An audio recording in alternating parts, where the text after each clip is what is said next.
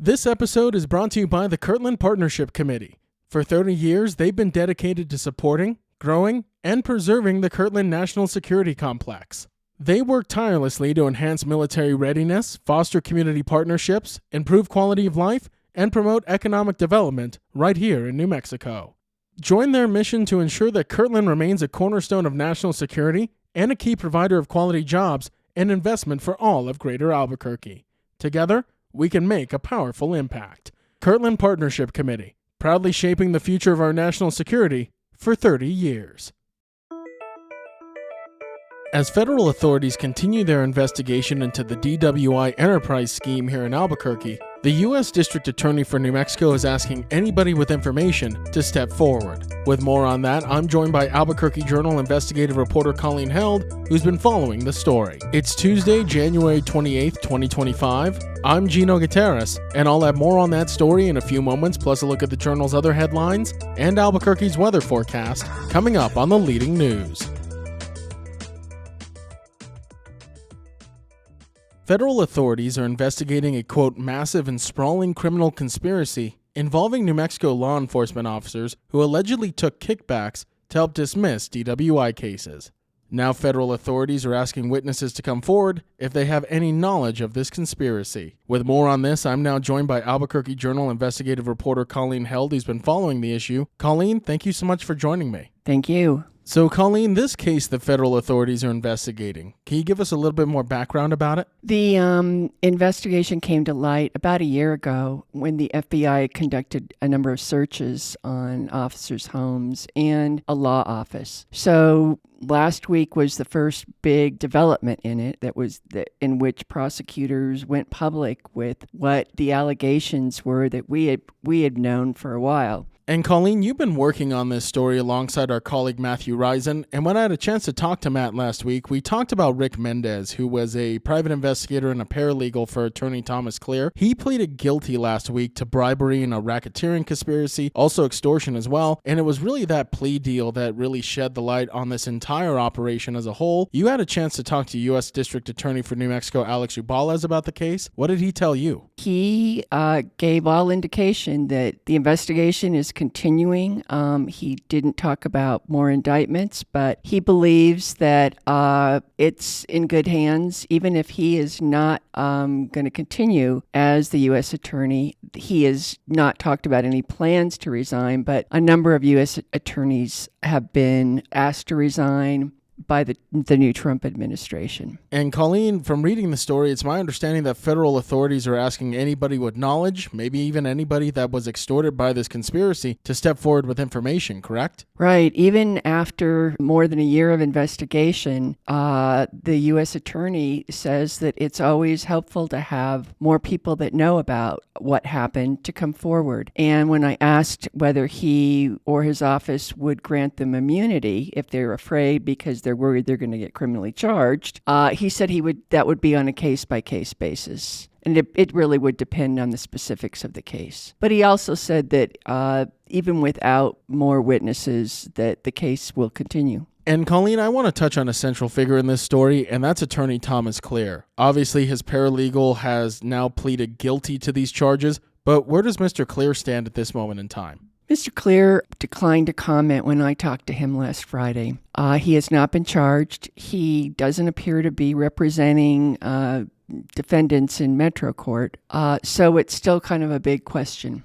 And Colleen, I'll pose the same question to you that I posed to our colleague Matthew Risen last week when I asked him about this case. Now that the federal prosecutors are starting to get their arms around this a little bit more, we know right now no officers have been charged in the case, but do you see that changing sometime soon? Well, it's hard to say. I think that he has consistently talked about wanting to restore public trust in public entities, especially the police department and other law enforcement agencies. So that gives kind of a hint as to what may come forward. And Colleen, you just mentioned a very integral part of this story. The fact that this type of scheme went on for a decade plus and involved multiple law enforcement agencies, I would imagine has shaken the public's trust in them significantly. It has, and especially the idea that senior police officers were asked to make sure that internal affairs never got wind of this, that it was taken care of to assure that this scheme went undetected for as many years as it did.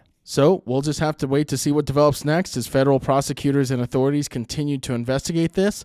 Albuquerque Journal investigative reporter Colleen Held with the latest. Thank you so much, Colleen. Thank you. If you like hearing all of the latest news from the Albuquerque Journal here on the Leading News, consider becoming a digital subscriber to the Albuquerque Journal. You can check our show notes for a discount code on a digital subscription and keep up with all the latest news from New Mexico's leading news source. In other headlines from the newsroom, New Mexico may see a surge in data center development, which Economic Development Secretary-designate Rob Black described as a potential boon for rural communities. Speaking to the House Appropriations and Finance Committee, Black unveiled that around a dozen companies are exploring data center projects in the state, though specific details remain confidential. Technology giants like Meta and Stargate, a consortium including OpenAI, Oracle, and others, are fueling the push with plans to invest heavily in artificial intelligence infrastructure. New Mexico already hosts around 10 data centers, 6 of which are in the Albuquerque area. Meta's Los Lunas campus, the state's largest, is slated for a potential $800 million expansion, adding 2 advanced AI-focused buildings over 2 to 3 years. Meta's existing investment in Los Lunas has exceeded $2 billion since 2016, supporting hundreds of jobs. Victoria Archuleta,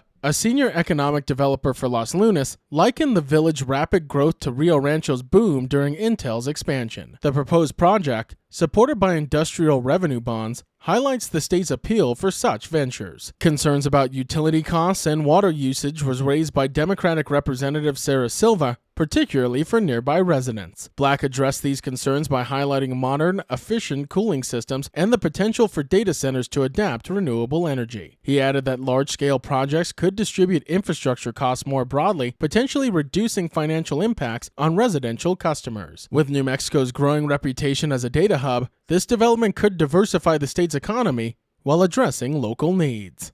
The Paid Family and Medical Leave Act has cleared its first hurdle in the New Mexico legislature, advancing on a 6-4 party line vote in the House Health and Human Services Committee. The bill, which failed narrowly last year, proposes a system enabling employees to take up to 12 weeks of paid leave for parental, medical, or military reasons, and 9 weeks for cases involving domestic violence or abuse. Funding would come from a payroll fee, with employees contributing 0.5% of wages and employers with 5 or more workers paying 0.4%. Payments would begin in 2027, with benefits available in 2028. Democratic sponsors, including Representative Linda Serrato, emphasized the bill's role in fostering a productive workforce and supporting employees during crucial times. Critics, primarily Republicans and business groups like the New Mexico Chamber of Commerce, argue that the bill imposes a significant financial burden, particularly on small businesses. Representative Elaine Sena Cortez labeled it a, quote, tax increase, though Democrats contested this characterization. Supporters, including small business owner Deborah Condit, highlighted the struggle to offer paid leave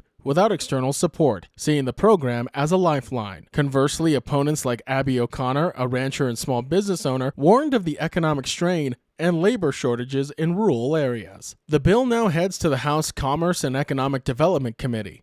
Senate Majority Leader Peter Wirth has urged stakeholders to continue to seek a compromise, though no definite position has emerged from Governor Michelle Lujan Grisham's office. With 8 weeks remaining in the session, the proposal faces a significant debate as it progresses through the legislature.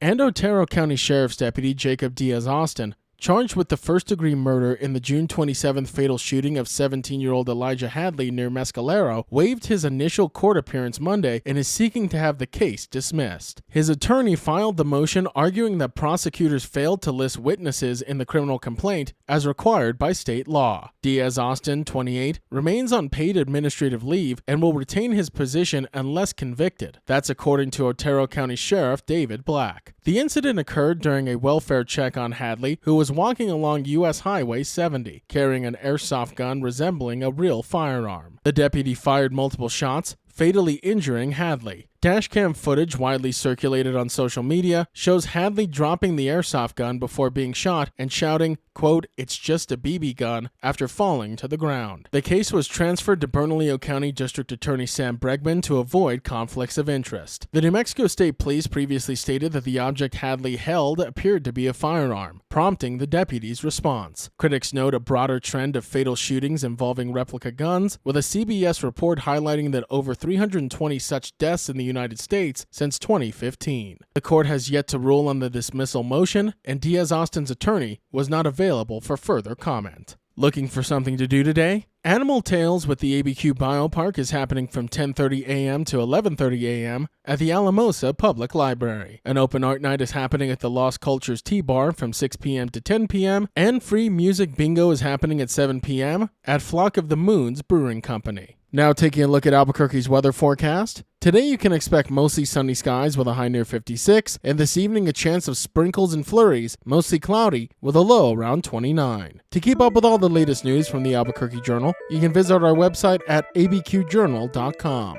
For the leading news, I'm Gino Gutierrez.